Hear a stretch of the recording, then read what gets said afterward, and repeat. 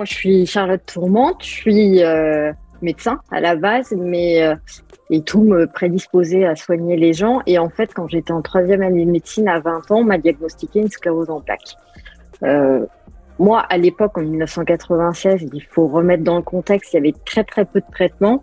Et c'est vrai que la sclérose en plaques qu'on appelle aussi CEP, donc si vous m'entendez dire CEP, c'est sclérose Mhm. en plaques, euh, il y avait donc très peu de traitements. C'était globalement associé au fauteuil roulant, à une invalidité assez rapidement. Et moi, à 20 ans, ça a été un choc, ça a été un tsunami. Et c'est vrai que on- quand on reçoit un diagnostic, mais tu le sais bien, toi qui as plusieurs maladies chroniques, c'est vrai qu'on, c'est une foule de questions qui débarquent. Déjà, qu'est-ce que c'est que cette maladie? Est-ce qu'on aura un handicap à terme? Comment on va faire pour gérer? Moi, je m'apprêtais à faire des études longues et potentiellement très challenging, demandant beaucoup d'investissement. Et c'est vrai que j'ai eu énormément de questions. Après, je dirais que le corps humain et l'esprit sont bien faits et que Oui. la vie finit par reprendre ses droits, heureusement, qu'on s'adapte à beaucoup de choses. Et tous les patients qui viennent d'avoir un diagnostic ou qui vivent une grosse difficulté, voilà, le premier espoir, c'est sous cette forme, c'est en se disant, l'être humain peut s'adapter à énormément de choses et être heureux en dépit des difficultés. Donc ça, c'est vraiment la chose à retenir. Oui. Ensuite, il a fallu du temps, évidemment, pour développer cette philosophie de vie. Alors, bon, je passe vite sur les études, mais ça a été une galère sans nom où j'ai jonglé entre les poussées, les traitements, les révisions, les examens, les stages hospitaliers, les hospitalisations. Donc, ça a été vraiment très, très compliqué. Euh, j'ai pas pu passer l'examen qui m'aurait permis de faire une spécialité parce que j'ai enchaîné les poussées de sclérose en plaques, donc j'étais à l'hôpital quand j'aurais dû passer l'examen. Et c'est vrai que là, j'ai dû me faire un choix Oui. et me dire que bah non, j'exercerai pas la médecine et je soignerai pas les patients parce que je me voyais pas du tout généraliste avec une maladie aussi imprévisible. Et pour ceux qui la connaissent pas, c'est une maladie, il y a deux formes. Dans 85% des cas, c'est une forme par poussée. Autrement dit, ce sont des crises où il y a des symptômes qui vont apparaître. Ça peut être trouble de l'équilibre, paralysie, une, il y a énormément de symptômes, des douleurs, des troubles urinaires, sexuels. D'accord. Enfin, il y a une liste de symptômes assez vertigineuse. Et en fonction des gens, on va récupérer plus ou moins des poussées. On pourrait Oui. s'en sortir très bien sans séquelles ou garder des séquelles. Et dans 15% des cas, c'est une forme dite progressive, où là, le handicap augmente progressivement et qui bénéficie de très peu de traitement. Donc, c'est une forme qui est souvent assez angoissante. D'accord. Voilà. Et la définition même de la CEP, c'est quoi pour ceux qui connaissent Alors, pas? la sclérose en plaques, c'est une maladie neurologique. D'accord. Plaques, ça n'a rien à voir avec la peau, par exemple. C'est une maladie qui touche le cerveau, la moelle épinière. Et Ok. les nerfs dans notre corps, enfin dans le cerveau et la moelle épinière, ils sont entourés d'une gaine. C'est comme un câble électrique, il y a une gaine autour. Et ben, dans le corps humain, ça s'appelle la myéline. Et durant les poussées, nos défenses immunitaires vont aller grignoter la myéline. Et c'est ça qui va déclencher les symptômes en fonction de la zone Ok. où la poussée est localisée. D'accord. Voilà. D'accord. Et les symptômes se manifestent comment ça, enfin, au Alors, quotidien? par exemple, alors moi, la poussée la plus invalide, moi, je vais commencer au départ. Les premiers symptômes chez moi, ça a été des fourmillements dans les jambes. Ok. Et, et donc ça, c'était en troisième année. Et c'est vrai que le médecin m'a tout de suite demandé à chercher, voir si j'avais eu d'autres symptômes qui auraient pu passer inaperçus. Et en première année de médecine, j'avais eu un flou visuel où là, j'étais dans un brouillard hyper intense, donc impossible de réviser, de lire, même de regarder la télé. Et en fait, c'était une poussée de sclérose en plaques, mais qui n'a pas été diagnostiquée. Et c'est ce qu'on appelle une névrite optique. D'accord. Ensuite, j'ai eu ce qu'on appelle un grand vertige, où là, dès que je sortais de mon lit, j'avais l'impression d'être sur un bateau dans l'Atlantique et avec en pleine tempête. Donc, autrement dit, j'avais des vertiges Des vertiges? terribles, ouais, une horreur. Qu'est-ce que j'ai eu d'autre? J'ai eu des troubles urinaires et dans ma chance, j'ai bien récupéré. Mais c'est vrai que voilà, c'est des troubles assez classiques chez les patients. et bien sûr eu une paralysie. Un matin, je me suis réveillée hémiplégique, donc paralysée de la moitié du corps. Et en même temps que cette hémiplégie, j'ai eu ce qu'on appelle une aphasie, qui est Ah, relativement rare dans la sclérose oui, en plaques, mais il n'empêche que je l'ai eu. Et c'est vrai que en fait, j'avais du mal à trouver mes mots. Et j'ai quand pensé un peu à l'AVC.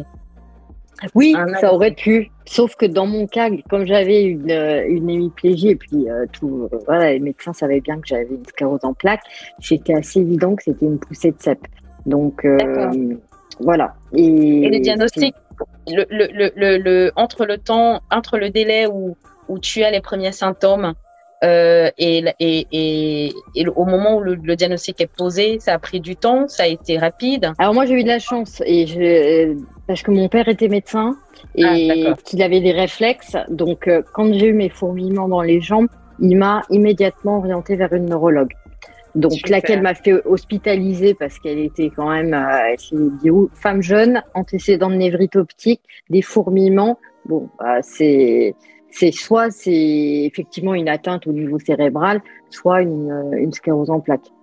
D'accord, ok. Donc, euh, D'accord. donc moi, j'ai eu cette chance que ça a été, j'ai pas du tout eu d'errance diagnostique et Des ça a été différences assez médicales. rapide. Ouais, Ok. tout à fait. Ce qui veut dire que j'ai eu un traitement de fond mis en place. Donc, le traitement de fond, c'est le traitement qui régule l'activité de la maladie. Et c'est vrai que, au final, si j'analyse tous les traitements que j'ai eus depuis le début, j'ai été prise en charge selon les recommandations actuelles. Donc, j'ai été extrêmement bien prise en charge, ce qui explique sans doute la raison pour laquelle je suis en relative bonne forme. Oui, Vous me croisez dans la rue, vous vous doutez pas du tout que j'ai une sclérose en plaques parce que rien ne oui, se voit. En oui. revanche, vous vivez avec moi. Là, vous voyez bien que j'ai pas un rythme normal, que je fatigue hyper vite. Je suis pas capable de faire une journée entière sans faire des pauses. J'ai Mm. des douleurs quotidiennes. J'avale 6 à 7 comprimés par jour contre les douleurs. J'ai des névralgies dans le visage qui sont des douleurs très intenses, imprévisibles. Là, ces 2, 3 dernières années, ça a été assez compliqué à réguler. Et puis, j'ai intégré il y a 1 an et demi un protocole à l'hôpital de stimulation magnétique transcrânienne, donc un nom barbare. Grosso modo, on met des ondes électromagnétiques dans le cerveau. Et c'est vrai que ça, c'est assez efficace. Mais D'où le les combat de la sensibilisation. D'où la sensibilisation au handicap invisible d'ailleurs, hein, parce que ça se voit Oui, pas. Donc, oui. Ah oui, et puis c'est vrai que les gens comprennent pas en fait. Et non. pour peu qu'on n'explique pas ce que je faisais au départ, parce que je voulais pas me plaindre, deux, je voulais pas inquiéter mes proches, donc je ne disais pas grand-chose. Et au final, c'était totalement contre-productif parce qu'ils Oui, étaient hyper inquiets, se disant mais qu'est-ce qu'elle a, est-ce qu'elle fait une dépression, est-ce que, enfin, ils se posaient 36 000 questions. Et c'est vrai que c'est moi en tout cas le handicap invisible, il m'a appris ça à bien communiquer et à oui, exprimer vraiment ce que je ressentais et à lancer les discussions bien sur les sûr. maladies. Sur les Et maladies, bien ça, sûr. c'était extrêmement important. Bien sûr. Donc, qu'est-ce que je peux te dire d'autre? C'est, tant que j'en suis à parler de ce que la maladie m'a appris, et je pense que les maladies peuvent apprendre beaucoup de choses, j'ai appris à relativiser Ah oui, énormément. ah oui. Tout simplement parce que je vis avec une épée de Damoclès au-dessus de la tête. Je ne sais jamais quand je ferai une poussée, dans quel état je serai dans 15, 20 ans, mais aussi dans quel état je serai, dans quelle forme je serai demain, ou même cet après-midi, ou ce soir. Il faut apprendre à vivre avec cette incertitude. C'est un travail sur soi. Je pense qu'il faut développer la psychologie positive qui, moi, m'a énormément aidé. Le carpe diem aussi, savoir savourer tous les bons moments, vivre le moment présent. Moi, je médite, je fais énormément de méditation que D'accord. je trouve très, très apaisante. Et, et j'ai finalement créé une sorte de boîte à outils dans laquelle je pioche en fonction de mon état d'esprit et de mon corps. Et je On est trouve que d'accord, c'est super ça. C'est super. c'est assez intéressant. Et chacun, en fait, chaque patient, parce qu'on est tous différents, hein, il y en a, c'est Oui, pas du tout la méditation qui les aide. Ça peut être le sport ou tout simplement aller marcher au bord de l'eau ou dans la forêt. Donc, il faut vraiment trouver les activités et les personnes qui nous font du bien. Donc ça, c'est les activités et personnes ressources. Et se tourner vers ces activités dans les périodes où on va pas bien. Oui, ça, c'est essentiel. Bien sûr, c'est essentiel. Et justement, pour ma part, je pense que les témoignages ont ça. Les témoignages apportent en fait justement ce que tu viens de dire, parce que entre le moment où on est diagnostiqué et que ça nous tombe sur la tête et que on se dit bah c'est quoi ce truc, comment je fais, et au final des années, mais vraiment des années plus tard, parce que quand on le raconte comme ça paraît tellement évident. Bah oui, non mais on met des années à arriver à cet équilibre et c'est normal. Donc ça paraît tellement évident comme ça de se dire bah non. On met en place une boîte à outils, voilà. C'est vraiment pour que les gens comprennent que c'est un parcours qui est très long, c'est un cheminement qui est vraiment très long. Mais parcours qui peut être raccourci grâce aux témoignages, en se renseignant. Moi, je dis toujours qu'il faut être proactif dans sa maladie. Chercher des solutions sur Internet, en parlant à d'autres patients. La stimulation magnétique transcrânienne, c'est moi qui l'ai demandé.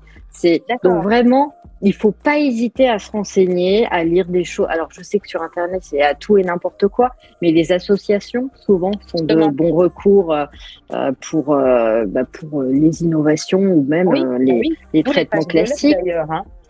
Donc ça, c'est hyper important. Parce que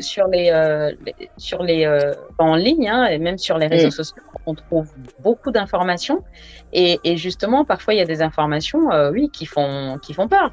Donc, il faudra encore être capable d'analyser, de synthétiser et de se dire, bah, celle-là, elle est sérieuse, elle est peut-être pertinente. Mais avec les associations officielles, généralement, là, vous pouvez y aller les yeux fermés, c'est cadré. C'est cadré. Mais être vraiment moteur de sa prise en charge, c'est essentiel, je trouve. Déjà, ça permet de pas trop subir, parce qu'on peut avoir l'impression d'être entre les mains des médecins qui nous font faire des examens, prescrire des traitements qu'on comprend pas. Et faut s'intéresser à sa maladie, à la prise en charge, pour se l'approprier et pour vraiment être acteur de sa pathologie. Ça, c'est extrêmement important. Mon père me disait, il faut être son propre médecin. Faut déjà être médecin. Entre autres, parce que moi aussi, j'ai fait une première année de médecine. Donc, moi aussi, j'étais partie pour faire des études de médecine.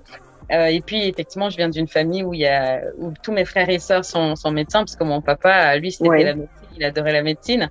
Et moi, comme toi aussi, pareil, j'ai pas pu aller plus loin, parce que juste à la fin